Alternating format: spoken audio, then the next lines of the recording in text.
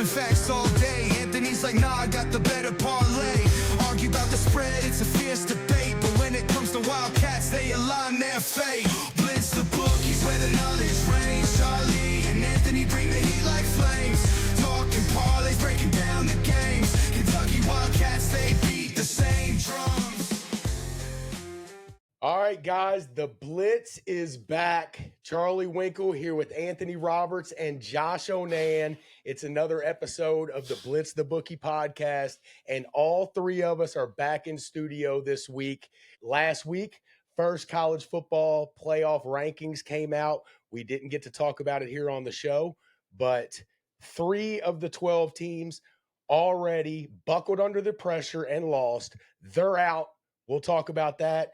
And we'll also discuss what we think about the process that they use to pick these 12 teams for the college football playoff. But guys, this past weekend, especially for Kentucky fans, was all about the curb stomping that the Cats put on the Florida Gators. It was awesome to watch. I'm still jacked up about it, but we are now 24 hours away from a game with our biggest rival on the hardwood tomorrow night in Louisville against the Cardinals. Jam-packed show. I'm ready for it. But Anthony, Josh, are y'all still as jacked up as I am about the Florida game? And how ready are we for tomorrow night? Go ahead, Anthony. I know you are chomping at the Gator bit here. It was extra special. If you listen to the show, you know I'm a big supporter of Mark Stoops. I was just happy for Mark. To me, Mark Stoops means a lot to the University of Kentucky's football program. I think he's been a really good coach here. When they won, and then when Alabama covered, I was finishing off kind of a bigger parlay. All kinds of good stuff was all happening at once. But the one thing I don't think has been talked about enough, really haven't heard it many places, I think the offensive line absolutely got after it. The big blue wall is back. Maybe I'm wrong, but I think this has been building up with the Texas game. Yeah, we didn't look good on defense against Tennessee, but Auburn, we put it all together. I'm going to say we look like a really good football team. The Florida game is always a big game for me as a UK fan because they beat us 30-something times in a row. And I remember 4 or 5 years ago when we got that first win against Florida, I don't know the exact date, but people used to just wait for my Twitter meltdowns on UK Florida. I mean, I still do. It was must-see Twitter, Josh, when Kentucky was playing Florida. And he used to break my heart.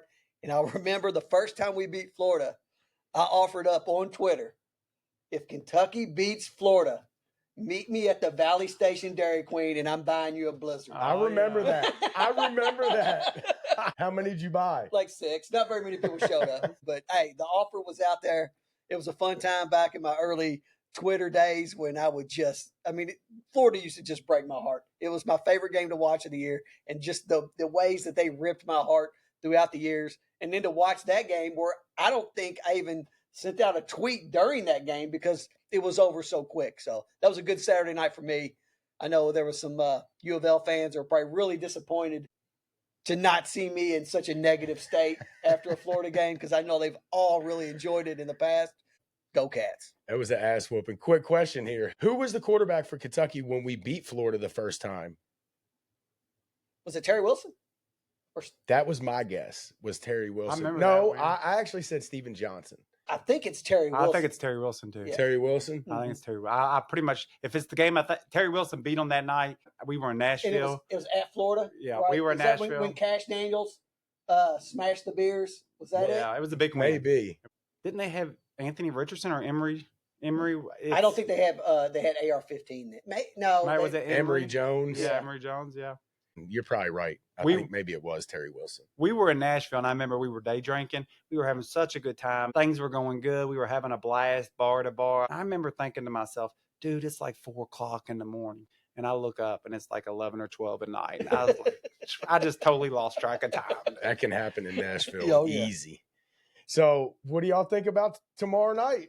Let's at least talk about it here for a second before we get into the football. I mean, are y'all excited about it?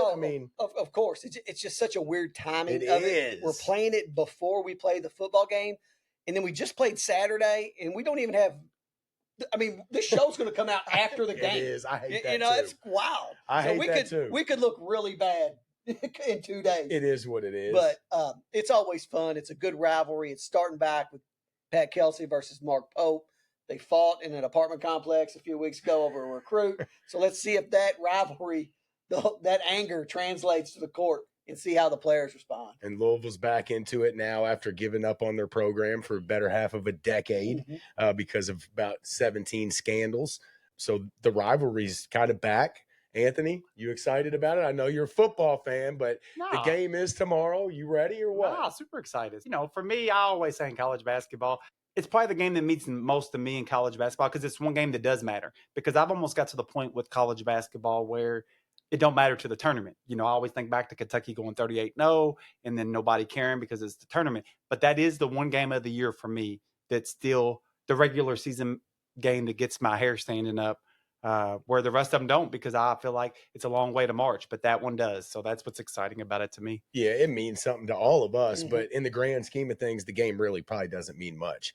You can lose some games early in the non-conference as long as you don't rack up 4 or 5 of them. You know what I'm saying? Basketball is so much different than football. Yeah, so much it different. is. So we'll get more into that, of course, in the second half of the show on the right side of Kentucky Sports. We will dig into the game and what we think and our predictions for all that. But we're going to jump into the football, guys. It is still football season.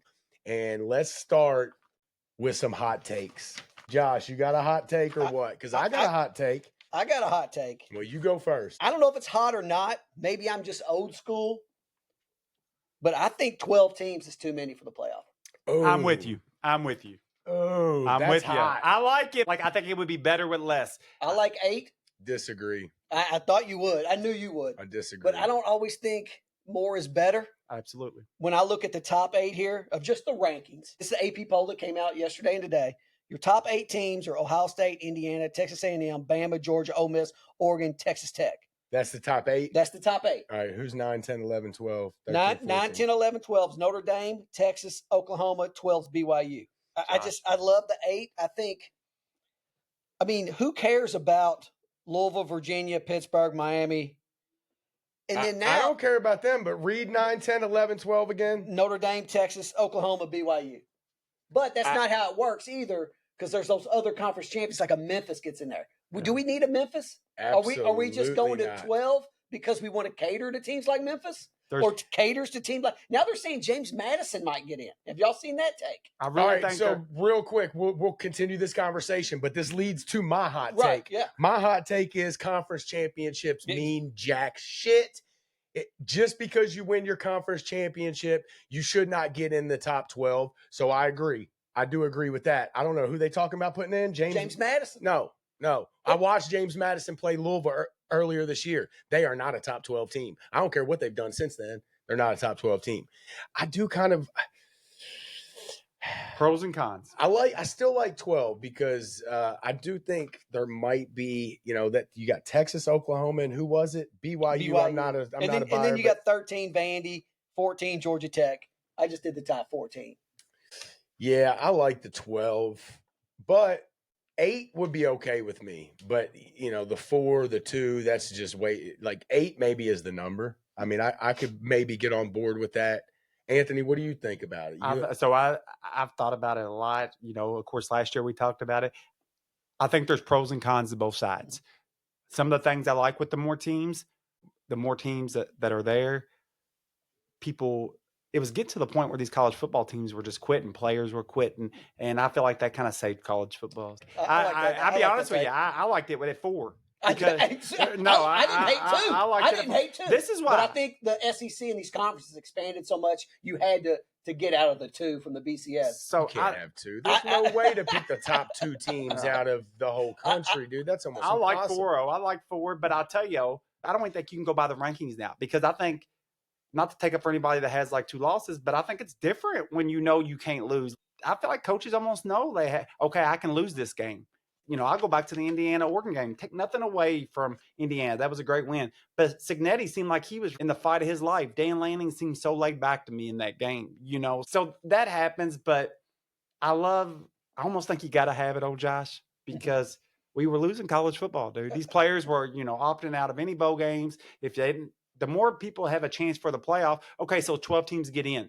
but there's probably the top 20 or 25 that is still really playing hard right now. So the last couple weeks that preserves the last It couple does, weeks of it the does. season. It does, and that's why I think you can't go against it. But I love I actually like 4. That's I think that's like in the perfect world if people would just play out and give it an honest effort. I think 4 would be best. Yeah, but what are they going to do? Take the 4 conference champions? Well, so my argument's always been is the thing that college football has that no other sport had was it had the best regular season in That's sports right. because every game mattered. Every game mattered. I love And that. you could tell. You could just tell. But I just think there's too many things going in the other direction to where you got to stick with what it is. I don't want to see it expand on more than 12, but I as much as I even like the idea of 8, I think you got to keep it at 12 because it keeps more teams more engaged to the season, and we were kind of losing the college football season. I like that.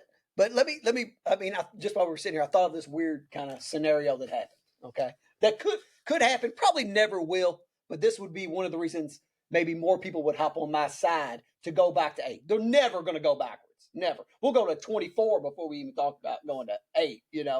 But what if you were like Georgia was matched up against Memphis? Complete mismatch. No one really wants to watch that game. But you're in Georgia. You're at home. You got to play that game. You've had a great season. You got 1 loss. Now you're stuck playing Memphis. It's the third quarter. You're up 28-6. You're cruising along. Gunnar Stockton breaks his hand in a game against Memphis that blows your. I understand it's part of the game. That could happen in the basketball tournament in the first round. I know. Against a 16 seed or something. I know, and it has happened. Like Kenyon Martin years ago, blew his knee out in the conference tournament. But that's just something that would just piss me off if I was a Georgia fan. Here we are playing freaking Memphis in third quarter. You're smoking them. You're going through the motions, and one of your best players rips a leg, breaks a hand, just whatever. That may never happen, but when it does happen one day, we'll remember this episode. That's fair, but what happens when you're Georgia, okay, and they go down to 4? And I'm real surprised that you like the 4. I'll get to that in a second. But what happens when you're Georgia and they go down to 4 or 8 and you lose 1 game and you get left out? Yeah. That's why I'm surprised that you're so for that, because you love to still support teams after they lose, which I'm not against that, because I agree with you. Sometimes the score or the final score, the record doesn't tell the whole tale. And you love to back those teams. So pros and cons more of both those teams will be left out. Yeah, a team that loses 1 or 2 is going to be out. Sure. You go down to 8. I agree. You might not be, 1's going to be it, dude. You go down to 8. There might be 1 team with two losses get in. No doubt. Most of the teams are going to be undefeated or 1-loss teams. Maybe you get 1 or 2 losses, but you're going to have a ton of good teams that don't even have a chance to win the national championship. So I think there's pros and cons of both. I really do. I think it can be sold both ways. I just think on most years, your group that at the end of the year that most people are going to think that can win it, I think is closer to the 8 to 12 range than it is to like 2 to 4. I went back and forth. 3-4 weeks ago, I said 10 teams could win it. 2 weeks ago, I said 3 or 4 teams could win it. I do think there's 8 teams that could win it, and I think there's an argument for maybe 1 or 2, 3 other teams. So to me, 8 to 12 is perfect. I like 12 better, but I don't think you can't go down lower than 8. No, we're not. We would never go back. And y'all both say you like that 4. I dislike 4. I like things about it. I like things about it. I don't like it because I actually think it's too much favor the other way. Let's think. Who would be the top 4 right now? All right. Let's changes, say though. Without conference champions, if we're saying who's the top 4 teams, who would be in? Ohio State, Indiana, Texas A&M, Indiana, and then Alabama. All right. So who would get left out? Georgia, Ole Miss, Oregon, Texas Tech. But I think how that game would you be with Georgia right now and they get left out? Dude? But I think they had a good year. Yeah. But I think it changes though, because I think that Oregon Indiana game, and I'm just using them example. Yeah, Oregon would be out. But I'm just saying, I think the sense of urgency changes for Oregon. There's so many things that would change. There's pros and cons on both sides. It makes it more fun. Like every game, you're on the edge of your seat. That's what the argument I made before. 1 loss in your season should not end your chance at a championship, though. To me, that's rough, dude. You lose 1 game and you're like, well, there it is. Yeah. I mean, that's tough. Then it's tough to keep 18, 19, 20-year-olds on board when they know that, they're still playing for pride. But if you're not playing for with the main goal, and It you was know that, happening. and you know that in week 4, Mhm. what are you going to do week 5, 6, 7? You're probably going to go party a little more. You could probably make some more Opt out. videos, Yeah, flashing your money. imagine Texas right now with 4. Oh, 8. they'd be way out. Yeah, they probably just dropped another game. They wouldn't even You have a know? chance. So love the conversation. I thought that was cool. To me, 8 to 12 is the best number, but it's arguable. I just think 4 is too low, man. No, I think it is. I mean, Dude, when it was 2 back in the day, when it was 2, I USC thought that versus was Texas awful. was like a word. dude. Let me tell you One what. and Let me two. tell you what happened. Though I do agree it's not enough, but I always say in college basketball, there's too much luck in it because there's too many teams. Okay, and you got to go run through a gauntlet. Whatever, it's fun. It's fun as tournament sports. But I will say this: when it was 2 teams, I do think you've seen the matchup more of the 2 best teams in the country. I think so And too. and not always, but I do think You've seen seen it. some blowouts, but There was some blowouts. Notre Dame got thrown in there. That might have been when it was 4. I think you can see more bias that way. early 2000 matchup, Miami, Ohio State with Maurice Claret. I mean, that was a battle. It's better. The playoffs better. It's It better is. for college football. It's more talking points for us. Yeah. And, hey, I'll make a great argument for even more than 12. Ohio State won it last year. I honestly believe with all my heart as a college football fan. I know where he's going. I think the team that could have gave them the best game, and I think they could have beat them. And I loved Ohio State last year, and I think they were really good. I think Ole Miss was a bad son of a buck last year, dude. They had a lot of NFL guys. The only team I ever seen dominate Georgia. They dominated Georgia, blew them out. They had so much talent on that team. They ran into Florida at the wrong time and ran into the Wildcats at the wrong time. But if there was less teams, I almost think we caught them with not having a sense of urgency. There's just so many factors that play into it. That's a good conversation there. I like that. But again, my hot take, conference champions don't mean shit. Nope. As early as a year ago, I would have told you that they do mean something and they should get in, but no.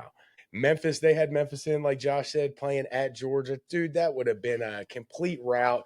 And what does Memphis do? They go and lose. They're already out. Who they even play Friday? They played Tulane. Memphis got beat by Tulane, right? Yep. I think it was Tulane. Yeah. They Tulane got a bigger lead early. Memphis came back. But it was 38-35. Arkansas blew the game against them Yeah, earlier yeah, in they the year did, by yeah. like 1. And that's Arkansas, who's like the last place team in the SEC and blew it and had them beat. So that just shows you how much difference competition is. And they had Virginia in there, of course, because they're ACC conference champion right now. And then they went and got beat by Wake Forest. I mean, come on, BYU. I wasn't a support, like a real believer in BYU. We knew they were. I feel like we knew those 3 teams were going to somehow be eliminated. And I'm so glad it happened in 1 week. It didn't take long. Get them out of here and let's start getting the right teams in. But they're not out of it yet. BYU's not out of it yet. They're that one conference lost. I don't know how that works out, but the Big 12 the has only a way crazy BYU is race. going to get in is if they get to the Big 12 championship and win it. Yeah. And win it. They're not getting And in. they need Texas Tech to lose. And they got their ass handed to them. It wasn't like would they lose like 30-something to 9 or something? It was. They got blown out. But it was bad. But that was the best bet of the week. I think Texas Tech was the best bet of the week. Yep. Yeah. You got a hot take? You got a hot take? Yep. I got. I know we kind of just ran through ours at the same time, but what you got? Oh, real quick before ACC should not get a team in.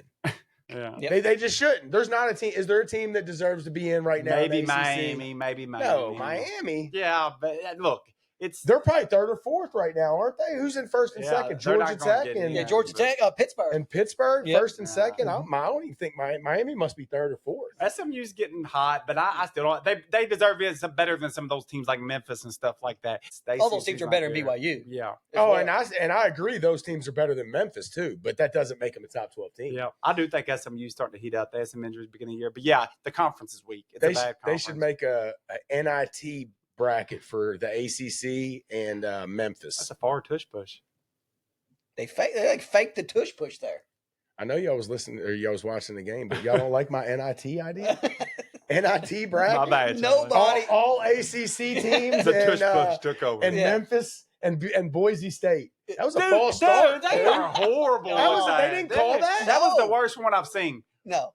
Oh, my gosh. That's so bad. They're going to be calling them out again for that because they got called out about 3 weeks ago for it. They do it all the time. Yeah, but I that think was the worst one I've seen.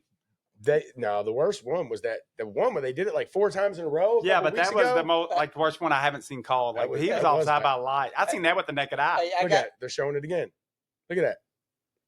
I mean, what are you supposed Dude, to do? he still ain't moved the ball yet. Keep showing. Keep rolling it. Oh, they didn't do it. You know what they do? Here's what I think they should do for the NIT. You bring up the NIT. Here's my idea. Because if you do the NIT for football, all right, they already go to bowl games and everybody sits out. Someone sponsor it. Winning team gets $1 million, and they split it between all the players. There you go. That way, Make another 12-team bracket, and call it the NIT bracket for losers. The ACC Invitational. I love it.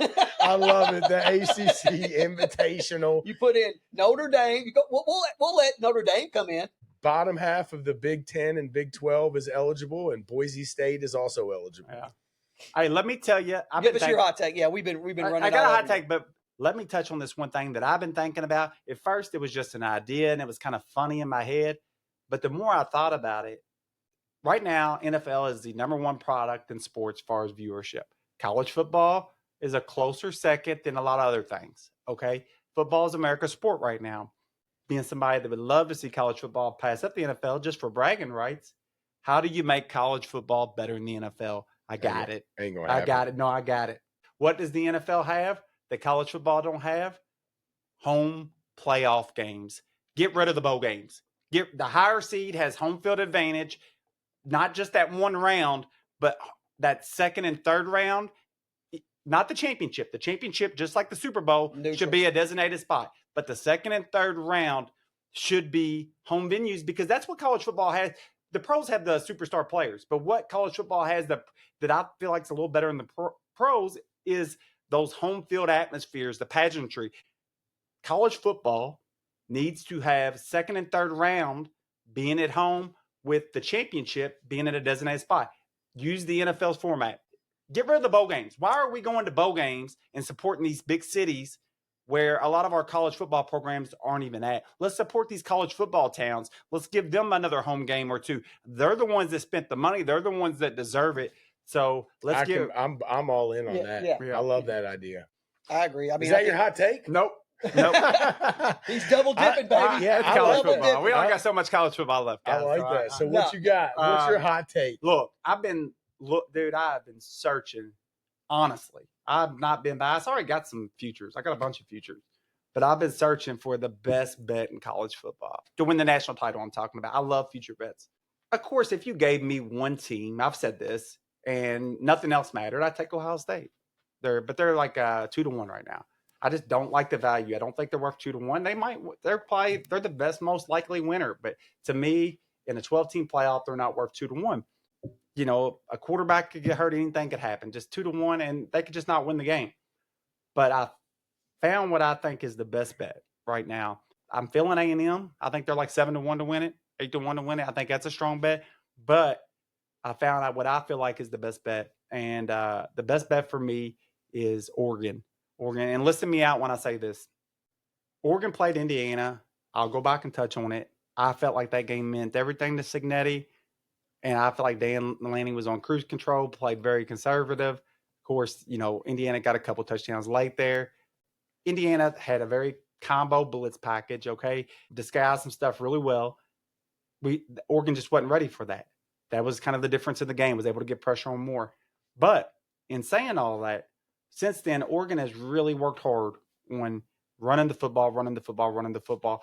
2 games in a row, they've run the football against one of the best rush defenses in football, Wisconsin. I know they're horrible, but they got a really good rush defense. And then they played Iowa, maybe one of the best defenses in football in Iowa. It was pouring rain. That's a game that's perfect for Iowa. Oregon won that game. But here's the big kicker for me. In that Iowa game, they were without DeCorian Moore, their superstar freshman, maybe best freshman in the country, wide receiver anyhow. They were without that other receiver, and then they were without starting offensive tackle. They were able to beat Iowa at their game, in the rain, in their weather. That's not the really reason. I just read today that Oregon looks to be getting back Evan Stewart. Evan Stewart, the superstar receiver from last year, that had Oregon the number 1 team in the country for a lot of the season. Him and Tez Johnson. Everybody knows about DeCorian Moore out of Oregon, but, he's a superstar, but you can kill one guy. We've seen that with Ohio State and Jeremiah Smith last year. If you got Evan Stewart over here, you got DeCorian Moore over here, you got the other boy's name, I forget it, but he's pretty solid. That's going to be hard to handle. And with Oregon working on their run game a lot and really becoming a physical football team. At 14-1, Oregon is going to win your national title, and that's a really strong bet. That's my hot take. Looking for value. That ain't value no more. I believe it now. I really believe it. Oregon's winning the national title. Yep. If they get Evan Stewart back, yes. Caveat. If they get Well, Evan it sounds Stewart like back. he's coming back. No, it sounds okay. like he's coming back. When? Next game or the game after. I think they're playing the red shirt angle with Evan Stewart. You know, if you don't play like 4 games, four games, you can red shirt. So I think they're playing that angle with him. But he was one of the best receivers in the country last year. You add him with DeCoy and Moore, good luck. And their run game's a heck of a lot better than it was last year. That'd be hard to handle. Oregon's winning it all. What's their odds? 14-1. 14-1. Well, that's some good value for sure. All right, let's jump into these games. We only got 4 of them. Let's get to it. First game, Notre Dame at Pittsburgh. Pittsburgh, Notre not the Dame Steelers. at Pittsburgh. The Panthers. They share a stadium with the Steelers. Notre Dame is -10. Can Pittsburgh hang with Notre Dame here? It's going to be a tough game for Pitt. Notre Dame's, they can't lose. What's Pittsburgh's record? They've lost 2 games. So the stadium's going to be rocking? I don't know about that. Remember, I don't think they have fans there. I don't know. I mean, are they going to lie and tell everybody the Steelers are playing that day? Do they even have a following? They used to. I do years feel ago. like a couple weeks ago, Anthony, me and you were was that the Louisville game? We Oh, were wow. watching Pittsburgh play first game of the day, and we Yeah. were like, "Look at the stands; they are empty." But they're starting to be good now. Like I know. I'm saying that. 7-2 or 8-2. I mean, Yeah, but you figure the fans would at least show up for the Notre Dame game, right? Yeah, I would think so. I think so. Yeah, a lot of Notre Dame fans probably show up. Well, I guarantee Yeah, there'll be y'all know plenty my of them. feelings on Notre Dame. They just keep they're going to find a way to choke this away. I mean, we'll see what happens after they get in the playoff or before. I mean, they still got Love. Love, actually, I wasn't sure about his numbers, but I looked at his numbers, dude. He's still putting up big numbers. They got a 2-headed monster. And pretty surprising considering that he kind of shares carries with what's the other kid's name? Prince or Price. Yeah, but I think he's got 1,600 or 1,700 all-purpose yards. Still doing his thing. He's in the Heisman race, isn't he? Yeah, he's maybe like 5th or 6th choice. 7th, Yeah, probably. He deserves to go. Maybe not win, but I think He might be he's the one of best kids player that in college deserves to go. football. He runs the he ball might hard, be. man. He runs the ball hard. Oh, did he? Jalen Hurts just dropped it. Come on, what are you doing? Was he not down? I don't know. I don't think he was. Point shave. See, for me, I think Notre Dame, their offense was good earlier in the year. I think they are a team that has got better. They're not the same team they were. Their defense is not the same defense. By same, you mean better or worse? It's better. You know, they were switching from defensive coordinators, going from man to zone, and they were just having some issues with it earlier on some missed assignments. I think Notre Dame's really good, and so we shall see. They're getting better. They're one of those teams that got the losses early in the year, so everybody kind of wrote them off. And I think Notre Dame and Texas is another one of those 2-loss teams that got them both early in the season, and everybody jumped off. I'm with you, Anthony. I think Notre Dame's getting better each week, and CJ Carr is still playing ball. They routed Navy last week. I think they have the number 1 rush offense in the country, which isn't a surprise. They usually do. But it looks like Notre Dame kind of held them in check. And they beat USC by 10, but it should have been 20-something. They dominated that game. Mm-hmm. That was a point-shaving game. They were 10.5-point favorites. I'm telling you, that was. If there's been one all season, that was the game. They dominated that game. I think there was like 7 pass interference calls against Notre Dame that game. I'm not even exaggerating when I say that. CJ Carr, 13 for 16, 218 yards, 3 touchdowns. Didn't have to throw it a lot, but was super efficient, 13 for 16 and 3 touchdowns. So, I think it was raining in that game. I mean, Pitt put up 53 points against the Wolfpack. NC State. Wolfpack ain't in town this week. You got State's weak. Mason Heisel, he put up No, they're good. 423 They're passing decent, yards last week. Pittsburgh's decent. Finding my angle, baby. Hey, Pittsburgh's decent. Yeah, it's a 10-point underdog. It's going to be tough for Pittsburgh to overcome. Notre Dame's really close to being undefeated. Everybody knows the pass that A&M got on them late in that game, and Notre Dame had a lot of laps on 3rd and longs in that game where they gave up some big plays. And then in the Miami game, I felt like they had Miami figured out in the second half, and I don't think Miami wanted that game to go no further. Notre Dame had all the momentum, just ran out of time there at the very end of that game. So Notre Dame, as much as they have 2 losses, they're really close to being undefeated. All right, next game, Iowa at USC. I feel like both of these teams are kind of playing good at the right time, too. I know Iowa just lost last week, but that was a tough game, as Anthony noted, in the rain against Oregon. USC played last week? Yep. So Northwestern on Friday night. Yep, it was. So who y'all like in this one? It's going to be tough for Iowa. Coming off that loss to Oregon, going out to USC, I really like, me and Anthony was texting back and forth, or he texted back and forth about that quarterback for USC. He may be the best pro prospect. He's good. I like him a lot. Besides Ty Simpson. But he is good, I though. think it's going to be tough for Iowa to keep up. I don't think at USC you can ugly it up. If this game was at Iowa, I really would probably tune in and watch this game. But I just don't think going on the road out west is going to be a big step up for Iowa. I think it's a heck of a matchup. Strength versus strength. USC's maybe the best passing offense in football. Alabama might have an argument with that as well. Iowa's really good at defending the pass. They're better at defending the pass than they are the run. Their defense as a whole is great. Their run defense is good too. But they're really good at defending the pass up against USC that's really good at passing. I know Notre Dame was able to slow USC down a little bit. I think they held them to 24, but they got a lot of pass interference calls, like I said. I think that Iowa pass defense is going to be a little bit better. But I'll tell you where I think Iowa's going to have an angle is that Iowa's a good running team and their quarterback's mobile. I've seen Illinois really get physical with USC. Now, Illinois couldn't stop USC, but USC kind of stopped themselves a couple times. I think Iowa will be able to be physical and control the line of scrimmage. I'm not sure if USC's defense can do much with that physicality, and I feel like Iowa's defense will at least be able to slow USC's passing game down. But, I've been really high on USC, kind of high on Iowa too. So this is a really tough matchup for me. Battle of styles. It is, yeah. And I agree. USC never seems to be a super physical team. And that's the only way Iowa, I'm sure that their coaches are telling them to get physical, dominate the line of scrimmage, be able to run the ball, limit possessions, especially when you're a grinded out team and you're playing a high scoring offense. Got to ugly it up. So it's definitely a contrast in styles.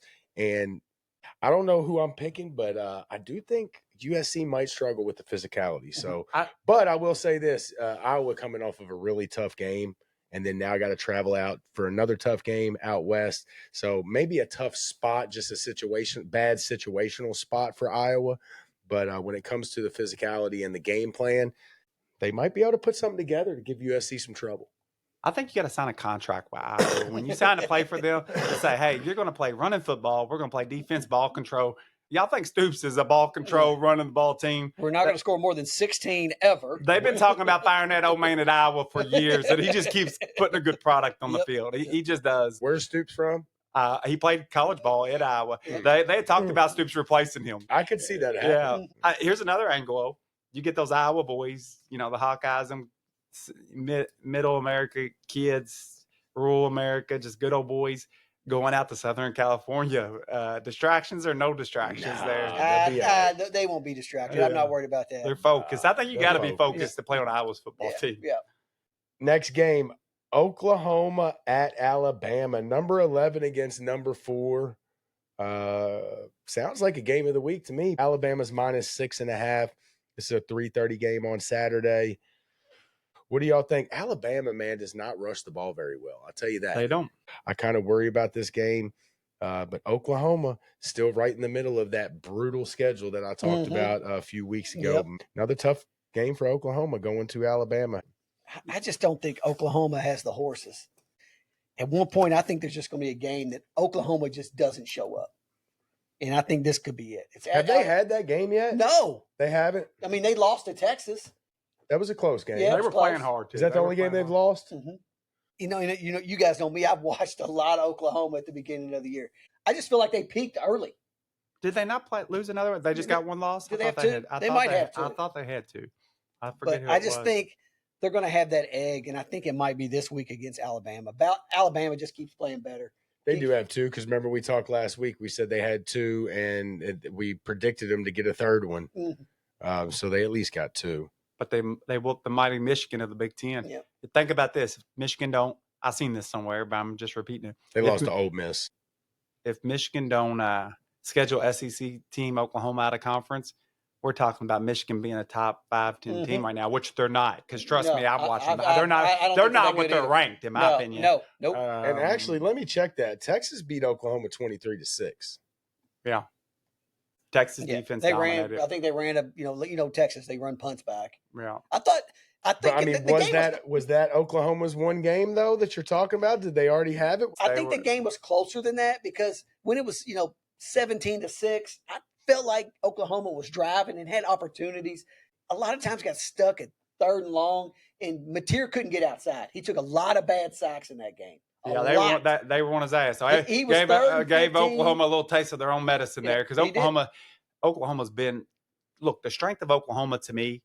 I think Oklahoma is the best in the country at rushing the passer, and I do think that'll be a little bit of a problem for Alabama. But I think Alabama's got a pretty good offensive line that protects. That's a good matchup. Where I think Oklahoma is going to struggle with is that where does their offense come from? Because I'm going to tell you, if Ohio State or Texas or one of those teams have the best defense in the country, I think the best DBs in the country, the best cover guys in the country, play for Alabama as a group. I think Alabama's group of DBs really cover well. So I think Mateer will have trouble passing the ball, and they've had trouble running the ball all year. They have not run the ball well They have all not. year. So I don't know where they're going to get their offense from. I think Alabama knows that coming into it. So I think Alabama's game plan will be, guys, they can't beat us unless we beat ourselves. So I look for Alabama to play a conservative game. Even though they haven't run the ball well, I do look for them to play conservative. I would look for a low-scoring game before I even make my picks because I just think the style of the game, that's what it predicates with the way it sets up. Well, I'll tell you the one spot that Alabama does get a big check mark from me, and that's at the quarterback position. Ty's the man, and to me, Mateer, he ain't nothing but a glorified Jackson Arnold. I liked Mateer at the beginning of the year, and y'all know I stood up for him. I was I'm kind of messing with y'all when I say that, but I don't think he's a lot better than Jackson Arnold. I don't disagree at all. I think pressure makes everybody look bad. When you get pressure, I don't care who you are as a quarterback, you're going to look bad when you get pressure. I think Oklahoma has a chance to keep it close. Has Alabama had that one game where they've kind of had a letdown game? Florida State. Yeah, that was the first game of the Right, year. Yeah, they did. Yeah. They did. What was the score to that game? They got beat, 30 to 14 or something? They get beat by 2 touchdowns? 34-21, something like Yeah. that. Mm-hmm. Yeah, so I guess they did kind of have their letdown game in week 1, but they've been on fire lately, so we'll see. It's at home, going to be tough for Oklahoma. You can run the ball a little bit on Alabama. So, but that's kind of where Oklahoma don't run the ball well. I'm not saying they're a horrible run defense team because they're not, but their thing's pass defense. That's kind of what Oklahoma likes to do. And I just think Alabama's pass defense is better than Oklahoma's pass offense. Oklahoma, as good as they are at rushing the passer, and they really don't always have to blitz to get there. So you think they'd be good on the back end? That is kind of where they're vulnerable. They have shown that if quarterbacks have time against them, they can be, attacked on the back end with their secondary. So, and I think Alabama might play a little bit more of that style. I know you said that you think they'll probably slow it down and play conservative. I think that's probably the game that Oklahoma wants to play on the road at Alabama. I think Alabama's going to take some shots and try to outscore them because Oklahoma can't. I mean, look, they've scored the last couple of weeks. They scored 33 against Tennessee, but Tennessee's defense is not good, and they scored 26 against Ole Miss. So they've been scoring a little bit, but I think Alabama, if they say we'll score 28, 30 points, that they should be able to win that game. So I don't think they'll play super conservative. I do think they'll take some shots and try to get up early on Oklahoma because I don't know if they can come back if they're down. Yeah, it's at Alabama. I could definitely see it going that way where they start taking shots.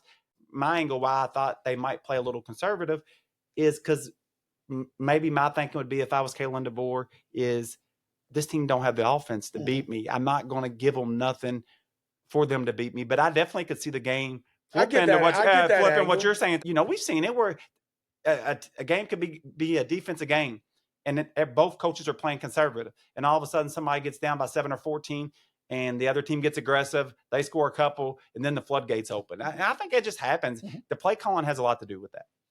Yeah, so it'll be interesting to see because I see your angle on why they would play conservative.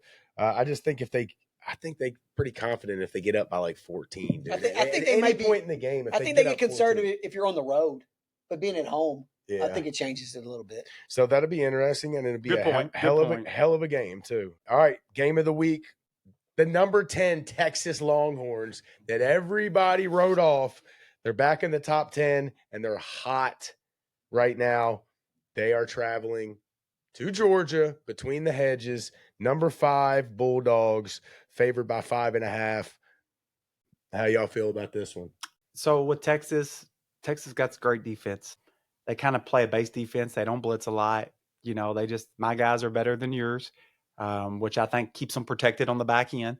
You know, they don't give up the big play. A lot of people blitz to get big play, to get that pressure. I think a really good defense when they don't got to blitz, when they can get home with just their front. I think there's some angles that favor Texas in the game. As good as Georgia is, as good as Alabama is, they both have had trouble pressuring the quarterback this year. And that's kind of what's given Texas problem at times, is teams that's been able to pressure them. But I do think the Texas offense is slowly getting better. Georgia, I will say this. I said this beginning of the year when you picked them for a national title, Charlie. I didn't like the pick, but I do know that they have a lot of super talented young players, and I thought they would get better as the season went on.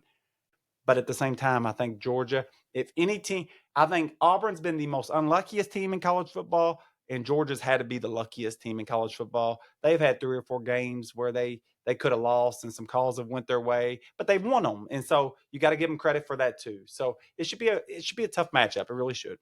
The only thing that worries me with this game is, and Charlie even been doing live bets on Georgia when they get down. I don't. Best bet in college football right now. I'm not even joking. Right, I'm not even joking. Go back and look at their schedule. I feel like they've went down 7-0 in like 9 out of their 10 games, and then they've won every single one of them. It's because they're physical. It's because they're just like Michigan a couple years ago when the team won national title. They were a great second half team. Physical teams wear you down if you don't have the depth. And I think that could catch up to you against a team like Texas. If Texas can let Arch play with the lead. Arch has really played good. People are going to shit on me because I've been since I said he should move to tight end. He's back. He heard you. He did. He's back. He's thrown for over 300 yards the last 2 games. I mean, he's been really good. I don't know what the Saints were doing yesterday and winning. I mean, what happened to planning for Manning?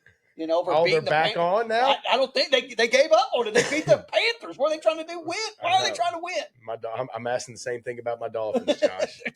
Why y'all trying to win? Anthony Don't you want Manning? The Dolphins are good. I'm pissed because they're fucking messing up our draft. But Texas special teams, they've had a lot of games against Kentucky, against Oklahoma, where they've had big kick returns. They're good at kick returns. At first, I thought it was kind of lucky because nobody's good at kick returns no more. They're good at kick returns.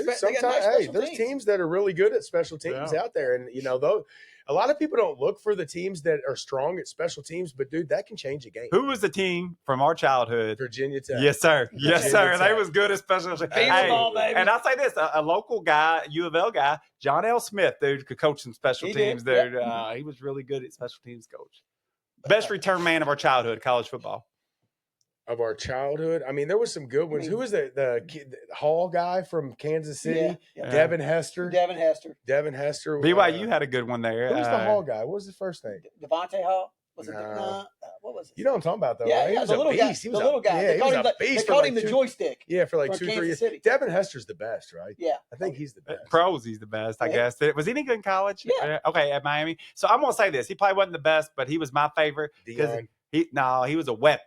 Derek Abney at Kentucky was a weapon. Dude, he was a great kick returner. He was. That little dude was like shifty, and he had I always thought being a great kick return was about like not being scared, because that's why they did away with kick returns, because them guys are running at you 100 miles an hour, and you got to be able to run at them 100 miles an hour. And if you have the courage to do that, which is kind of scary, he could cut quick, and Abney was just a really good return guy. It was a little quick side story here. I was in Destin, Florida one time years ago, in the early 2000s probably. And we're sitting at this bar. It's during the day, drinking a beer, whatever. And there's these people, it's close to Gainesville, not real close, but a lot of Florida Gator fans down there. And there was a group of guys that were probably our age, early 20s at the time. And they were over there just talking college football. It's the middle of the summer. And these guys goes, they got to talking about kick returners. And these guy goes, man, who was that white boy that, this is before Google, we all had cell phones. And they go, who was that white boy that returned for Kentucky for all those years? He returned punts. He returned kicks. He did it all. Like, who was that? And I just look back and go, Derek Abney. Yeah. And then they go, how's he know? And then I was like, I turned around, I think I had a Kentucky hat on. I was like, right here. Like, oh, it's him. Yeah. That's great. Derek Abney was a beast, dude. I remember his little white ass. He was a small guy. I remember him going into the pile. He'd go into the pile, and you see some little white guy come running out, like moving. I was like, damn, he got through there. Shout out to Derek Abney, but someone told me he was the biggest dork ever. Like he rode like a scooter around That's all right. campus. I mean, just I can't remember. I have to find out who told me that story. Yeah, so Texas, Georgia should be a awesome Real game. good You know, you say that Georgia has got lucky. I'm not going to say they haven't got lucky. Yeah. Luck's part of it. Yeah, that's right. But I agree with Charlie. I'll say this. You know, Gunnar Stockton might not be the best quarter. He's getting better, though. I'll say that. He has been getting better all season, but he might just be one of them kids that cranks it on when it's time to get it done. Because, you know, you call it luck. I say they're figuring out ways to win. So my Georgia pick to win the national championship is still alive, but they're going to have to get this one done here. Georgia, actually, they really need this because this is their last conference game. I want to say they play Samford and Georgia Tech. So I think this is Georgia's last conference game. So this would be a big game for Georgia. Remember this. Tennessee had like a 30-something yard field goal to beat them outright. Auburn, everybody knows what happened right there at the Auburn game. A missed field goal is not luck, though. 30-something The yarder. Auburn game, I'll give you. 30-something yarder, old man. Like, I'm with you. You're fair, and I think that's fair, Charlie. But still, like Tennessee, I played on that game. The Auburn deal, and then Florida last week, or the week before, Florida had them. The boy caught the ball down at the 15-yard line with like 40 seconds to go. It was a catch. The SEC channel, everybody said his hand was under the ball. Like, how did they do that? I feel like there was one more, but Kirby has friends in high places. But if Cignetti ain't the best coach in the game, it's Kirby Smart, and I would take Kirby over Cignetti. Kirby's still better to coach I than agree. Cignetti. Cignetti's I hate lightning in a Cignetti. bottle right I now, hate dude. He him. ain't better than He's a Kirby. guru, Kirby's the dude. best coach out there right now. He's a guru, dude. Did y'all see what Cignetti said at the beginning of the game? I think you told me. I don't know if it was big. It must have been the very beginning or the first quarter where the sideline reporter comes up to him. You know, Indiana has never won here at Penn State. And he just looks at the poor girl. She's just trying to do her damn job. And he just looks at her and goes, "This team's never played here." I'm like, damn, dude. Give this little chick a break. I have more respect for him as a coach. I think he's a guru. I think he's a great coach. I want to see him get his ass kicked so bad. Dude, I hate how he runs it up on teams. I don't care if he brings somebody else in. I hate that shit. Like, quit trying to embarrass people doing it. He does. I know he brings in his backup quarterback, but they're still like running aggressive plays at that point. I'm just not a fan of it. I know people say, well, stop it. Dude, one day you're going to be that team that gets beat by 40, 50 points and getting your head split in. He said, "I want his ass to fucking lose." But he is a guru. I'm telling you, the guy's smart. He's smart. All right. Before we get to the NFL real quick, Anthony, what's who's the top four in the Heisman odds right now? I think it's I don't know in the exact order. Who's I the think favorite? it's Sayans. I I think Sayans the favorite. Ty Simpson, Mendoza, and then you got, I think in fourth, I think you got Pavia. I think it's Pavia. What about Pavia, man? Pavia I knew we were heading to this category, so I just looked up his game against Auburn. Did y'all see his stats? Nope.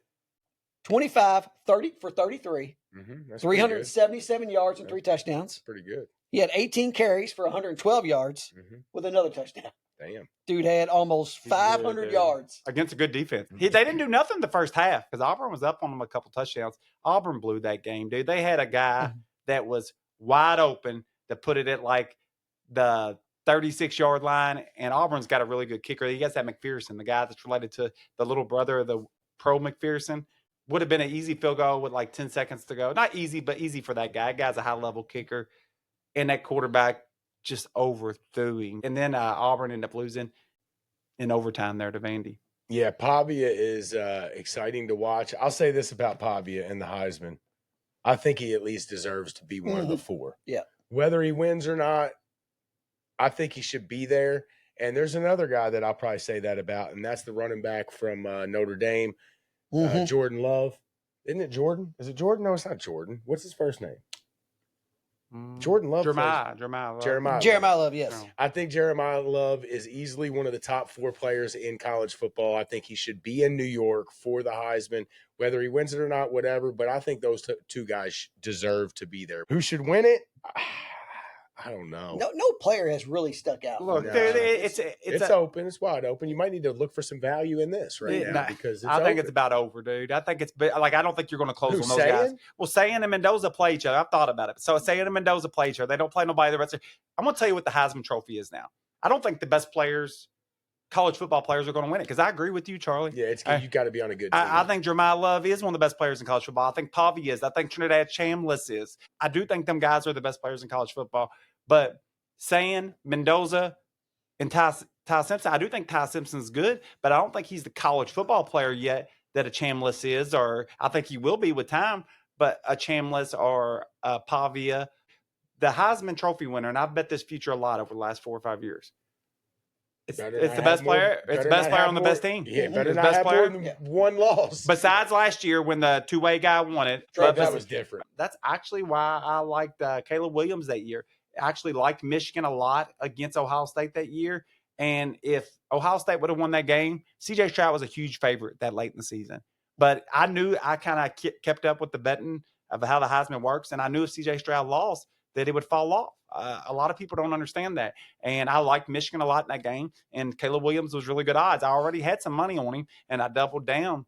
And it all paid off. It was really, really big win for me. Saying, look, do I think he's good? Yes. But he's got Ohio State's offensive line and wide receivers. I mean, same thing can be said for Alabama. Great offensive line, great wide receivers. Mendoza down there is good offensive line, good wide receivers. Well, you got to have that to be on a good team and to be a good player. I mean, you got to have that stuff. I agree. But if you want to tell me the best college football player, like when I'm eyeballing them, I think it is a guy like Jeremiah Love or Pavia or Chambliss. To me, Trinidad Chambliss. It might be Pavia. If we're really just talking about maybe most valuable, best player in college, it might be Pavia. Him or Chambliss. I agree with that. Chambliss is a difference maker. The kid's a difference maker. But I still think their backup or the guy who originally started was really good. That offense was nowhere near as good when they got.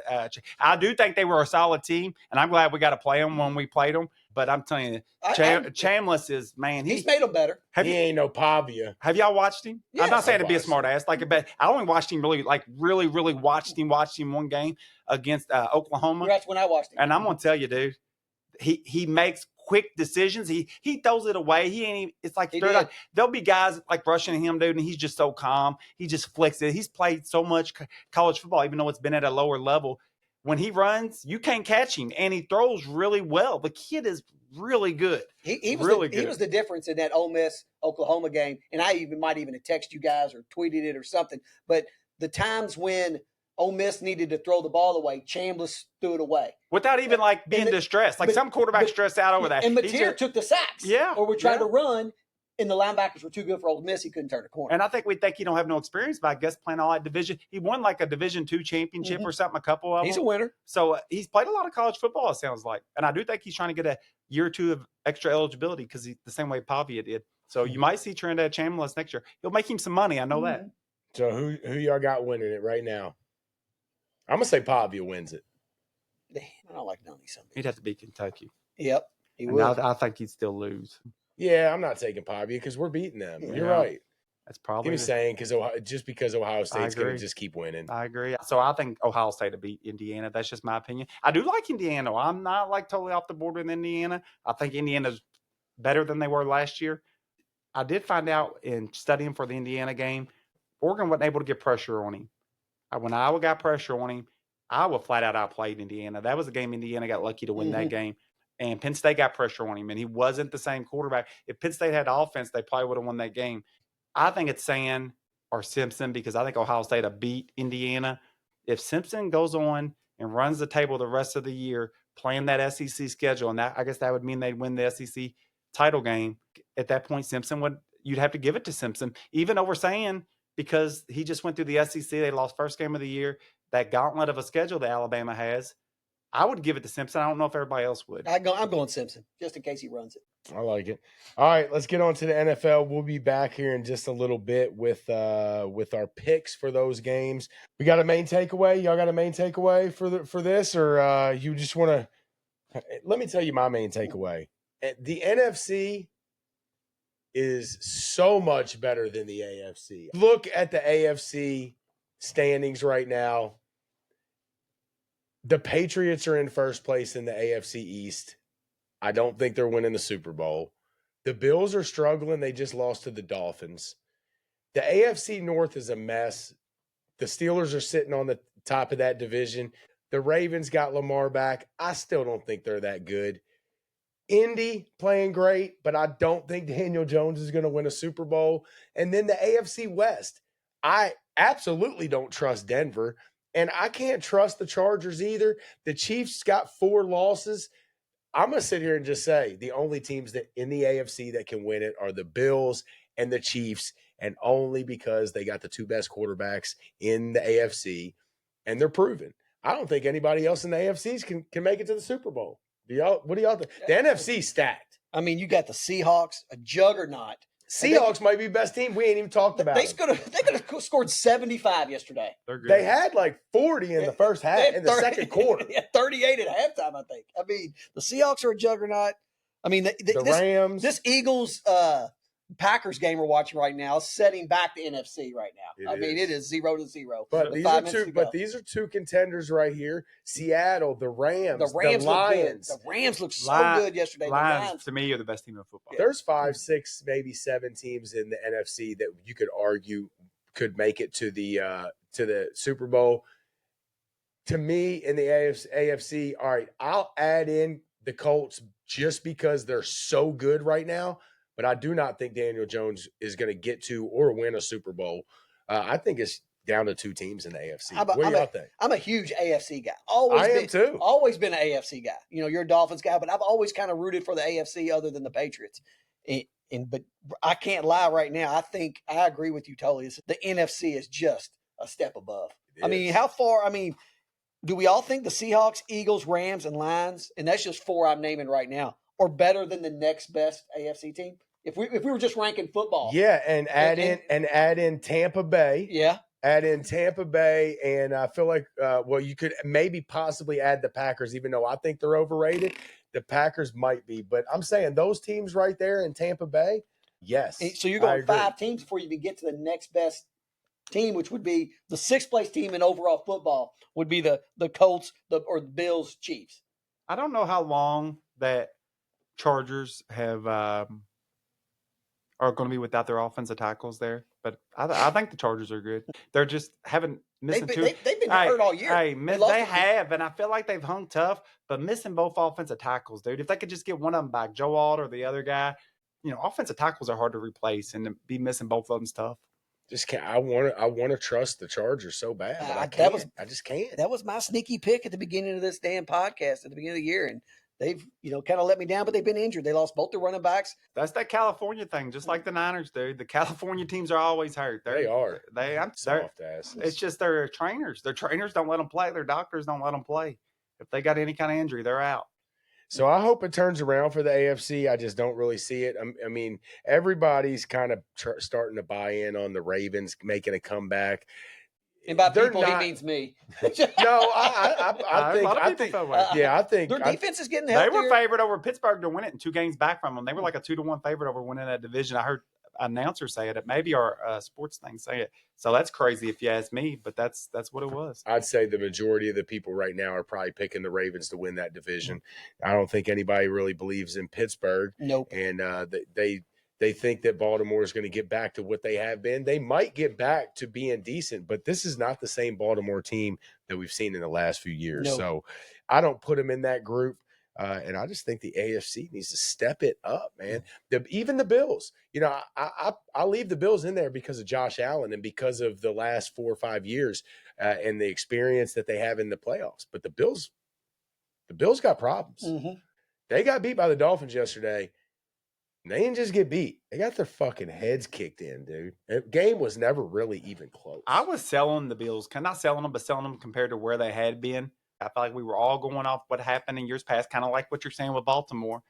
And then they came out off that bye, and they played what I thought was the hottest team in football at that point, the Kansas City Chiefs.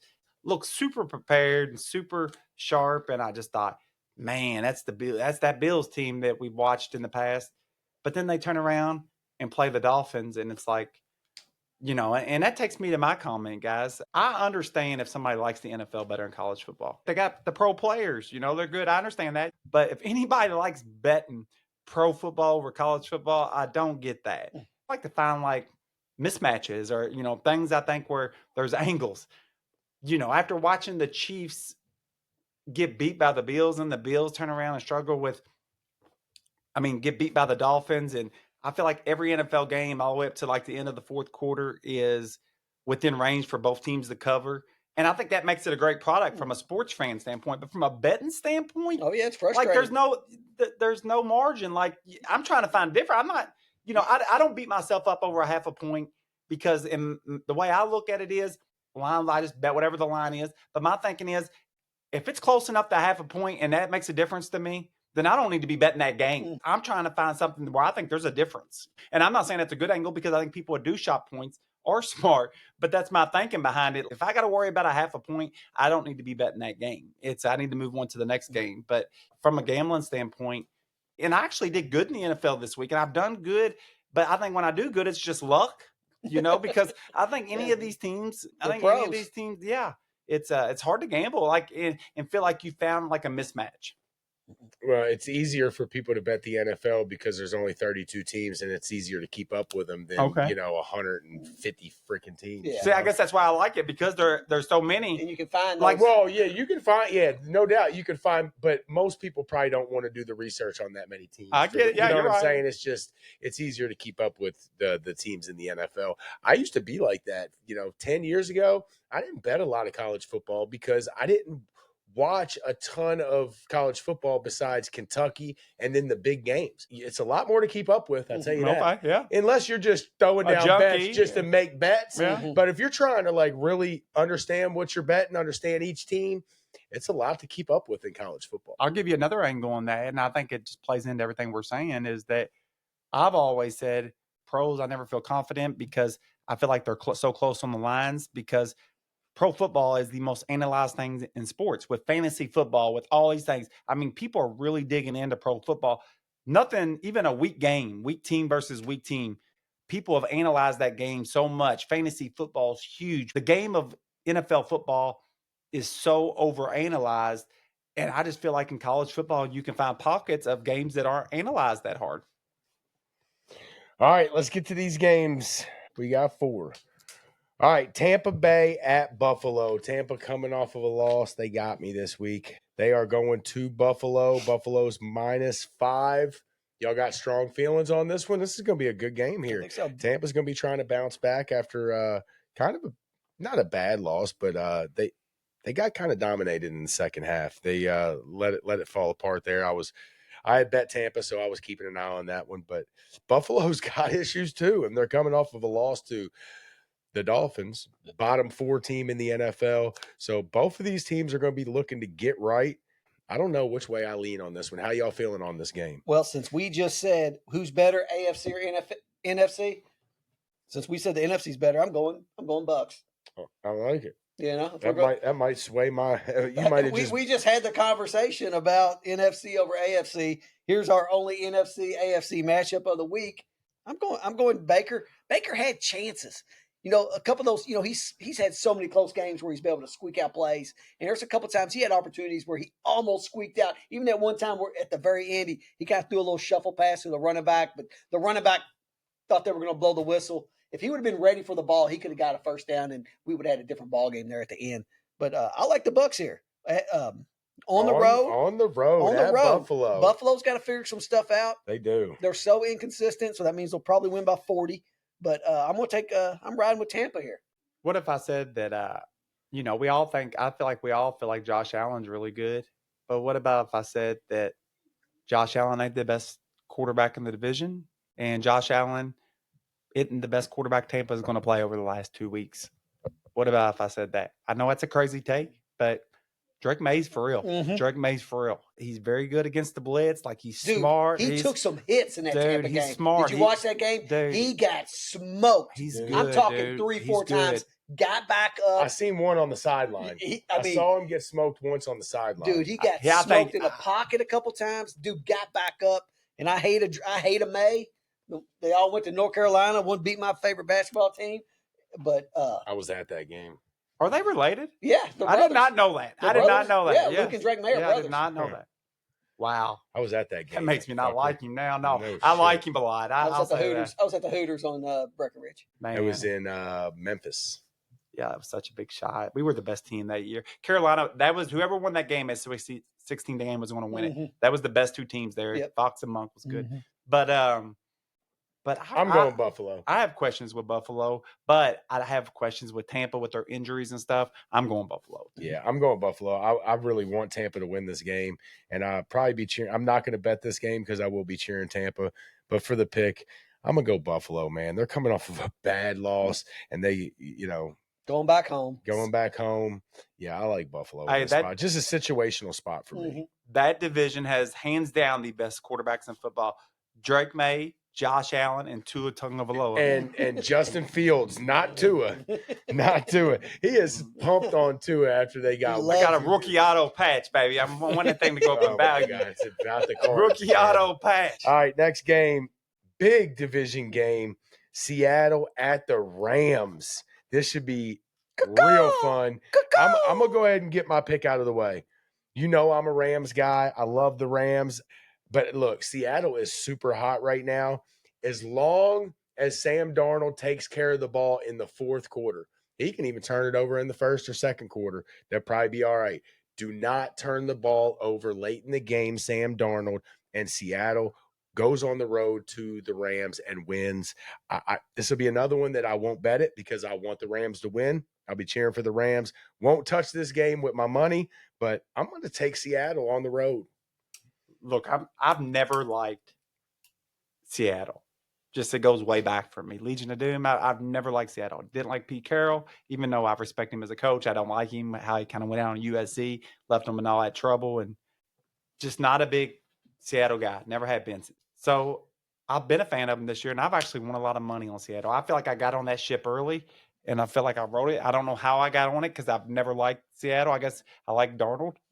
I think their luck runs out this week. I sit there and say Detroit's the best team in football. I think the Rams are right there with them. Seattle's right there with them, too. Yeah, I'm not saying you're wrong, but I think they're going to find out this week. Not going to take a step back, but they're going to come up a bit against the alpha dog. I just feel like the Rams got another gear. I seen the 49ers. They were dominating the 49ers. They kind of fell asleep at the wheel. 49ers got within a touchdown or so, and they just took off on them again. I feel like the Rams have different gears, and, they were dominating Philly and let them come back. They only had one or two losses, but I think the Rams win that game. I do understand your take there on the Rams kind of up and down. And they do usually win games that they're supposed to win. It's the games we don't think it's going to be a challenge that they kind of drop. They got an injury, something goofy happens. But I'm riding with my brother's squad, Seattle Seahawks.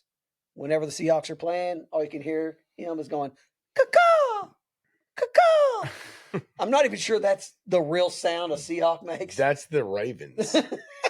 But tell him he's been cheering for the Ravens this whole time. The wrong bird. Caw-caw. You got Seattle? So I'm taking Seattle. I'm riding with Travis Onan here. Both of these teams are on a 4-game win streak. Nice. So I actually think it's time for both of them to maybe show a little bit of regression. Just who's it going to be? I don't know. Matthew Stafford, I think he's got to be leading the MVP vote, and he's having a hell of a year. Mm-hmm. The guy, it just shows There's no way he's leading the MVP. It's got to be Jonathan Taylor right now. Yeah. That would be my guess. Darnold might be above. Darnold might be now. Yeah, Darnold might be above, but it's Taylor right now, I think. Okay. Yeah, I would say Jonathan Taylor, but I haven't looked at those odds, so I really have no clue. All right, next game, another division rival. I love this slate. Kansas City at Denver. Denver 8-2. Kansas City, I think 5-4, something like that. And this is in Denver. Kansas City on the road is a 4-point favorite. I'm just going to make this simple and sweet. Short and sweet. Chiefs big. I think the Broncos are so due. What was it, 10-7 last week? They squeaked out a game. Against the Raiders. Yeah. I think they're a tricky team, though. They are. Their defense is good, but I think the Chiefs got to win this game. Yeah, I think they need it more than the Broncos do. You're right about that. You're right about that. Kansas City can't lose a whole lot more. They've got 4. If they lose 5, we still got 8 games left, dude. I mean, Yeah, you're getting in the I- territory where you know how many can you get? Like 7, maybe 7, 8, and still kind of slip in the playoffs. Yeah, it at, depends like, on what everybody else does. Yeah, I mean 7 or 8, dude. You're on the borderline. you're- So and they you're- already and got you're- 4. And you're 3 games behind the Broncos. Yeah, I love that angle. Kansas City definitely needs They this need game. this win more. I'll go ahead before Anthony goes. I love Kansas City in this game. I'm not a believer in Denver, and I love what you just pointed out. Kansas City has got to win this game. I'm taking the Chiefs. For me, I'll put it like this. I think the Broncos are a funny team. I know they barely win games. I know they come back, but you got to be good enough to come back. You got to be good enough when you're consistently coming back. I get it. That's kind of like I said with Georgia. They figure out a way, and I'll give Bo Nix that credit too. I don't think he's very good, but somehow in the fourth quarter, he turns into a good quarterback. Well, he's good in the fourth quarter. He starts running the ball. Right. I'm going to tell you what he does. He starts running the ball. Like he don't run it a lot early, and then he takes off in the fourth quarter. It looks like an offensive lineman right there for Philly. I think Surtain means a lot to that team. Right tackle. If Surtain's back, I'm going to say Denver wins. If Surtain's not back, I'll say Kansas City wins. I think he is. Too many caveats on Anthony's picks today. I got you. Well, I'm keeping it real simple. If he's back, he's there. If he's not, whatever. I think he is a difference maker for the Broncos team. And I think they are sneaky good. I just don't think they win sexy. I think it's just kind of their style. All right, then Sunday night. Is this Sunday night or Monday night? Sunday night. Sunday night. The Lions at the Eagles. We are sitting here watching the Eagles and the Packers. There's 30 seconds left until halftime. I see a big 0 by Green Bay, but the other one's blocked. It's 0-0. It's still 0-0 Yep. here with This is 38 setting the game seconds back left. 20 Looks- years. Green Bay 40 is years. in field goal range here, so we might actually get some points before halftime. What's the matter with that, Josh, man? You don't like a 0-0 game? I love that shit, dude. I mean, I do, but I don't even think this game is being well played. It is. It's just the defenses are good, dude. It's just a different way to play the game. I think there's a lot of people that think like you, Josh. Like even the NFL, like as a whole, I think 90% of fans that think that way. I enjoy defense, but damn, can we get some points? Yeah. Can we I mean, 7, shit. 6, There's 9? got to be 0-0. Yeah, can we get a? I think it's Shit, kind of. let's get a Who was- 5-2 like last night. Who was the game? Yes, exactly. It might be fucking my 5-2. that's my favorite score of all time. I mean, the World Series was like this game is way too low. If you had 5-2 on your Sunday night football blocks, you're a lucky motherfucker, dude. 5-2. That was unbelievable. It's Or 5-3. It was 5-3, wasn't it? Yeah, Yeah, 'cause there wasn't 2 seconds. No, Yeah. 5-3. Yeah, 5-3. I almost feel like, 5-2 would have 5-2 been be awesome. wow. That would have been awesome. 2 safeties and a field goal. So back to Detroit at Philly. I'll make it real quick on this one. I'm going to go with Detroit. Detroit lost a couple weeks ago. They came back this past week, played awesome. And I'm sitting here watching Philly with 0 points at halftime. That ain't going to be enough to beat Detroit. Even though it is in Philly, I'm taking Detroit. I think Detroit is starting to catch fire here after that loss.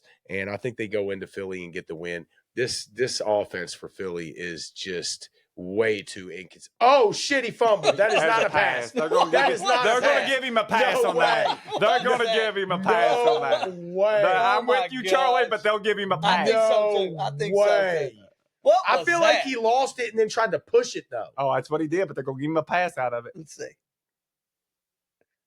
Oh, Yes, That's a sir. fumble. That's That's a fumble, fumble. dude. That's a fumble. Did That's they get fumble. it? Did they get it? hold on. No, let's see. That's a watch fumble, it. dude. Dude, he slapped it. It That's came not out a of his throw. hands. That's not a That's throw. a fumble. That's That's a gone. fumble. That's illegal batting. You're not allowed to bat the ball. Matter of fact, Is that the rule? Is that I the- think It could be. No, I think you're right. they probably won't call No. that, but Who got the ball? That's it. Okay. Yes, sir. Well, they're going to review it, so we're going to find yes, out. sir. Phil, he got it. And I wonder what the rule is on that because he batted it, but he lost it before he batted Yeah, it. So, right. dude, I think They're that's a not gonna fumble. throw- That's a fumble. They're That's not a going to fumble. It's throw a that fumble. penalty. No. I thought Jalen Hurts might have used his legs a little bit more by now. He's going to have to use his arm right now. 23 seconds They're not going to left, try to and- score it here. Oh, yeah, they are. They got Where three. they at? They got 3 timeouts. Okay, They well, are. it's the NFL. They're That's at right. about the 40. Yeah, that's They can right. get a Yeah, field you're goal right. range It's easy. and it's the NFL. 35. They're definitely going to try to at least get a field goal. Yeah, we're in the NFL. A Jaguars Forgive kicker would kick it from here. them. Well, But who you taking in, Who Anthony? you so got? it's a tough matchup, but I'm just so high on Detroit. I do think that this is a really good matchup for Philly. That's going to be a hell of a game because if Detroit was playing anybody else, I would probably just say Detroit because I'm that high on them. But I think, especially if Philly was to lose tonight, I think that's a decent matchup for Philly. And as much as their offense looks bad tonight, I think it's just a combo of what Green Bay is really good at. And Green Bay's got a hell of a defense. So it should be a hell of a matchup, but I'm going to go Detroit. Well, they just wheeled the right tackle to the locker room. Is that who it was? They were on defense. Yes, they were on defense. He got hurt earlier. Okay. Yeah. All right. Because Yep. number 66, I thought was offense. Yeah. But so them losing the right tackle here right before my eyes, that's a sign. Detroit big at Philly. Yeah, I think Detroit kind of big too. All right. Let's get back to these college football picks. Notre Dame at Pittsburgh. Notre Dame. I do not think Pittsburgh is going to be able to win this game. Maybe they keep it close for a little bit, but I think the running game and just the depth from Notre Dame is going to be too much for Pittsburgh. I like Notre Dame to win, and I know I don't say this much, but I like them to cover the 10 points too. I was going to say same thing as you, Charlie. I like Notre Dame to win, of course. I know we don't pick point spreads around here no more, but I like the whole card as a whole. I could go over that all day long. I've looked at the card. I like a lot of bets, but I like Notre Dame in this one. I think they're getting good. I don't think they'll screw around. They can't screw around. They got 2 losses. I think they feel like Pittsburgh could be dangerous, and I think you're going to see the best of Notre Dame this weekend. I'm taking Pitt. They're going to be the team to represent the ACC in the 12-team playoff. They're playing spoiler against Notre Dame. Y'all know my feelings. This win would help them. Yes, it would. Big time. Y'all know my feelings on Notre Dame. I think they've been overrated my whole life. I'm going to stick with my guns here. I've picked them 1 time to win this year, and they did. And I picked them 2 times to lose, and they did. So here we go. You know, as dominant as they've been, Boston College is other Catholic University. I knew that was going to come. They only beat them like 15-20. Nah, that was them giving them a break. Boston College bad, and Notre Dame's playing good. I knew they was going to do that because Boston College having such a rough year. I knew they were going to take it easy on them. And y'all agree with that? They no, did. yeah, They did. yeah, they did. So go Pitt. They're going to lie to the people of the city of Pittsburgh and tell them that the Steelers are playing on Saturday. So the place is going to be packed. The gold and black will be there to cheer on the Pitt Panthers against Notre Dame. The Pope's in town, baby. Go Irish. I will say this. I said earlier in the show that I didn't think an ACC deserved a team in.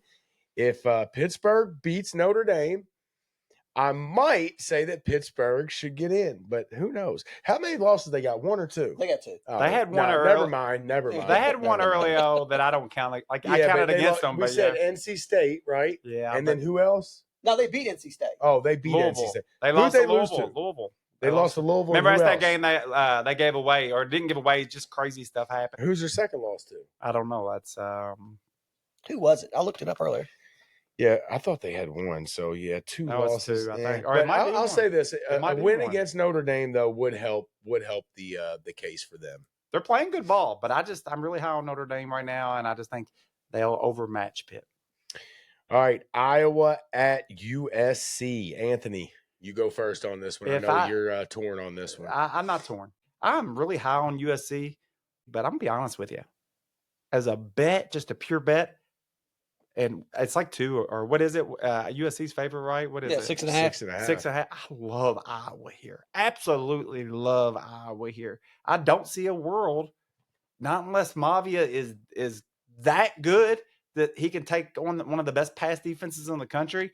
I just think it's good matchups for Iowa. I think Iowa will be physical up front, and I think they will score some points on USC. And I think they'll control the clock, and Mavia better score every time he gets the ball because I think Iowa might score on them because I watched Illinois physically dominate them. I think Iowa's a more physical team than Illinois. I love the matchup for Iowa. I like them to win outright. Damn. I like USC here. I do think Iowa is one of those teams that have gotten better throughout the year. You guys made fun of me like week 1 when I talked about the quarterback Gronkowski that came from South Dakota State. You was making fun of me, Winkle. Ask Anthony. I make fun of anybody. He don't like Iowa. I've always liked Iowa. He don't like Iowa. Anytime that you try to pump up any Big Ten teams besides Oregon and Ohio State, yeah, that's how I get Iowa. Who cares about Iowa? I don't care about I love Iowa defensive either. football. That's why I like them. Yeah. But, I think Iowa's gotten better throughout the year. They look way better than they did in that week 1 game when Gronkowski threw for like 78 yards and rushed for 62. But I think USC just wins. I don't know if they covered the 6.5, but I think USC wins this game. They produce offensive linemen, tight ends, Cooper DeJean. I mean, they produce some good stuff. They do. I can't stand Iowa football. It's boring as hell. Give me Iowa. And I love the old man coach. I forget I'm his name. taking him anyways. I love the old man coach. And I love they can't run him out of town. Like they want to run him out of town like some of the new age people do. But that some bitch just keeps winning, keeps putting a good product on the field. Dude, I don't trust USC against a physical team. I really don't. I think there's softies out there. We've talked about it with the injuries. I don't think they're going to be able to handle the physicality, and I just don't trust them. I don't trust them. I don't trust Lincoln Riley. I don't trust their defense. I'm with Anthony on this. I think the game plan for Iowa is just going to overtake USC. Road win for Iowa. All right, Oklahoma at Alabama. Can they do it? Can Oklahoma go in there and keep this game close enough to give themselves a chance at the end? Not a chance. I think Oklahoma peaked early. I think they had a softer schedule at the beginning. They fooled me. I was riding high on Oklahoma and Mateer at the beginning of the year, but the more I watched them, the more Jackson Arnold is the quarterback at Oklahoma, still in Winkle's take there. And I just think Alabama is cruising right now. They look good. I like their squad. I think Alabama takes care of business here. Only way Oklahoma wins that game, and it could happen, is they got to get pressure on Ty Simpson. If they don't get pressure, Oklahoma's vulnerable. Alabama, maybe the best passing team in college football. If they can protect him just a little bit, two things. Oklahoma's not at home. Alabama has a good offensive line, but also a lot of people don't know this. Ty Simpson can move. Ty Simpson can move, which I think will help him in those situations where Oklahoma brings those blitzes. But when you've seen a lot of Oklahoma's success getting after the quarterback, I do think a lot of it's just they're really good at it. But I think a lot of it was the crowd was deafening too. I think it was a combination of both. They'll be at Alabama. I like Alabama a lot. I like them a lot just as a bet. And I'm not saying I don't see a world where Oklahoma could play them tough and even beat them. But, 80, 90% chance in my mind when I'm thinking about it, I think they cover that game. I like them a lot as a bet. Too big of an edge here at the quarterback position for me to take Oklahoma, especially on the road. I do worry about Alabama's run game. I think they need to step that up here in the last month of the season, especially before the playoffs. They're going to have to figure out how to be more effective on the ground, or they're going to be able to take Ty Simpson's game away from him a little bit easier. But in this game, I just don't think Oklahoma can score enough. And I think it's, like I said, the edge at quarterback is just too big. Home field advantage. Give me Alabama all day. I don't know how Oklahoma – of course I know they'll score, but they are going to have trouble finding offense in this game. All right, game of the week. Texas at Georgia. What would we say this is? Number 10 against number 5. This is a tough one for me because I think Texas is rounding into form, but I'm a big Georgia supporter over here. I am a Kentucky fan, but I like Kirby and I like the Dogs. Anthony, is this a tough one for you? You got your mind made up? How you feel on this one, big dog? It's a tough one from the standpoint of who's going to win, but with the points and stuff, I know who I'm going to bet. What about you, Josh? How are you feeling about it? I got my special guest here, my celebrity guest picker. This, in case y'all don't recognize her, you can see the Bulldog behind me. This is actually a cousin of the Bulldog, cousin of Uga 8. This is Boston Terrier 6. She's a little nervous. It's her first time on camera. She's making her debut on Blitz the Bookie. Oh, she is so nervous. Hey, due to those kisses right there that I just got. And here with little Boston Terrier 6, the cousin of Uga 8, riding with them dogs. Go Dogs. I was telling the guys, I said, that's what happens when you take a Bulldog and take him up to Philadelphia and breed Boston and breed with the pet bull. So, well, you know how I do on my picks. And I don't really know who I'm taking in this one. So I am actually going to let the food make the decision for me. We got snacks, as always. Always. We grubbing. We had Georgia in our game of the week a couple weeks ago. I got some peaches.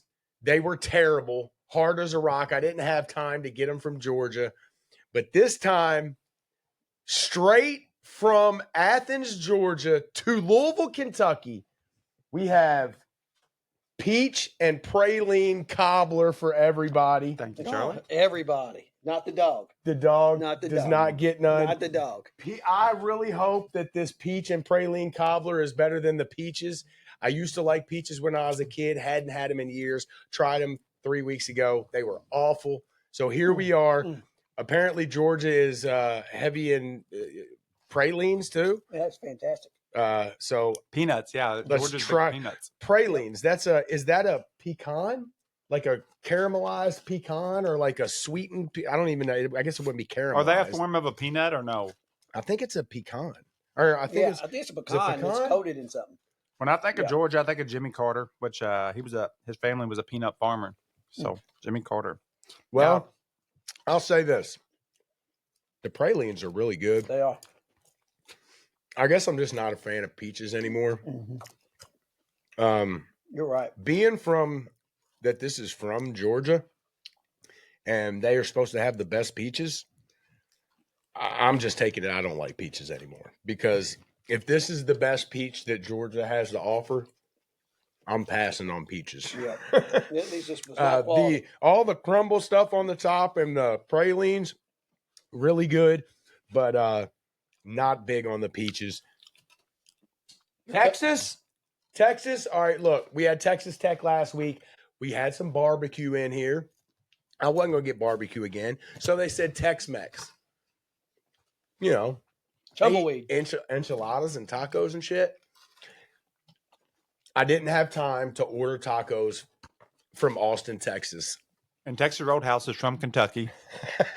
So we just got some chips and salsa. We might have wanted to eat this before the peach cobbler. Yeah. But chips from Austin, Texas.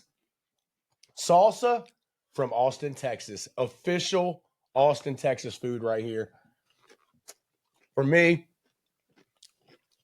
it's not going to be hard to beat that peach cobbler shit. And you can't really mess up chips and salsa. You can't. So I don't know. Get y'all some chips and salsa. We might have wanted to go at that first. You done with that? Here, I'll take it from you. You want some, Reese? Get you a little lick out of there. It's home cooking right there. Oh, yeah. It's home cooking. Home cooking.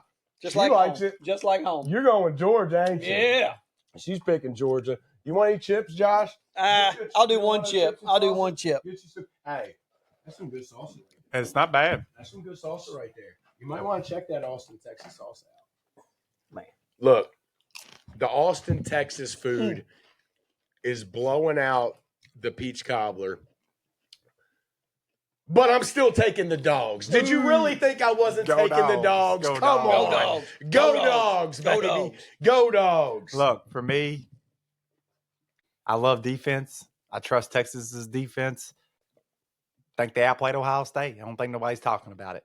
I know they've had some issues here or there, but trying to get right. But I trust a great defensive team. I value defense a lot. So to me, Arch Manning's starting to get it going. They're starting to get a little bit of identity going on offense. Not that they're a great offense, but a little bit of identity. And Georgia just don't rush the quarterback that well. And I think that plays right into what Texas wants to do. I love Texas in the points. I think it'll be a hell of a game. But I'm going to go hook 'em horns. Oh, he is. Yeah, Arch Manning. Oh, gets it going. He's Yeah, bringing the Arch jersey back out. Here, get you some more chips and salsa. Yeah. You a Texas fan? Yeah. Get you some of that Texas look at chips that. and salsa, Yeah, dog. Arch Manning. Heisman campaign Arch is back. restarts. Hold up. Lift that shirt up real quick. He gave it away. We didn't even. Oh, yeah. Look, he's got the Longhorn on. Yeah. I think Texas might have been the best team last year. You know, they had that play at the end of the game on the 1 yard line against Ohio State. I do think those were the two best teams in the country last year. But I think Texas comes back. They're hungry. They're ready for the win, Arch Manning. Texas Longhorns, guys. Big win. They don't win. He brought the hat back out. That's from week one right there. That's right, baby. Go Did you long. pick Texas over Ohio State, too? Yep, I did. Yeah, because I think I remember you with that hat on. Yeah, I did. he's Texas back. Longhorn. The eyes of Texas are upon you. Go dogs. Dogs. What you got? Can you bark for me? Boston Terrier 6. Bark for me. We got 2 Georgias. We got 1 Texas. We'll see what happens. Guys, appreciate y'all listening. Oh, yeah. As always, thank you. If you are still listening right now, you are a true Blitz the Bookie fan. We love you guys. Thank you. Continue to share it with a friend. Tell somebody about us. Hit the subscribe button. Hit the like button. Go on TikTok. The following is growing on TikTok as well. Keep listening to Blitz the Bookie. And, of course, we'll be right back with the right side of Kentucky sports. Uga versus BMO. Ain't that the Texas mascot? Remember when Yep, they got mad at Bebo. each other? When they were Bebo. trying to fight each other at times? Bebo So and that's Uga. cool. And Uga. Yep, I love it, guys. Love Blitz the the Bookie. support. I Yep. enjoy doing this every week, being with you. This is one of the highlights of my week every week. I love this part of it. Keep supporting and keep sharing with friends, families, and anybody you think that can help us grow as a podcast. Blitz the Bookie. See ya. All right, Reese, let's go up Save there. this Texas hat for when they play A&M's ass.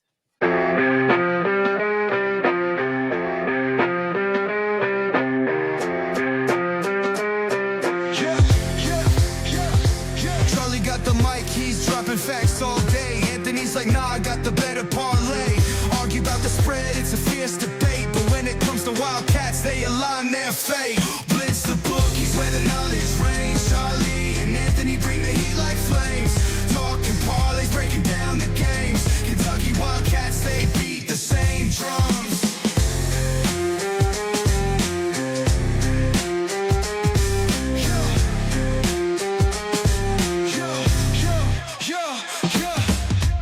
Late nights, hustle deals on the line. Charlie Scassy's gonna make you shine. Anthony's heart where the numbers combine. Put your cash down, ride the incline. Blitz the bookies where the knowledge reigns. Charlie and Anthony bring the heat like flames. Talking parlays, breaking down the games. Kentucky Wildcats, they beat the same drums. From the tip off to the final play, they grind. Mics on fire, bets on their minds. Arguing odds till the last rewind. Blue and white, it's a bond you'll find. The bookies where the knowledge reigns. Charlie and Anthony bring the heat like flames. Talking parlays, breaking down the games. Kentucky Wildcats, they beat the same drums.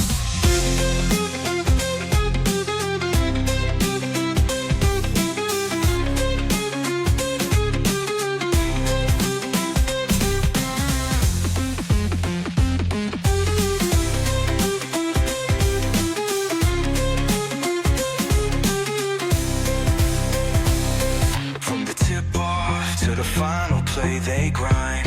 Mics on fire, bets on their minds. Arguing odds till the last rewind. Blue and white, it's a bond you'll find. Bond you'll find. Blitz the bookies where the knowledge reigns. Charlie and Anthony bring the heat like flames. Talking parlays, breaking down the games. Kentucky Wildcats, they beat the same drum.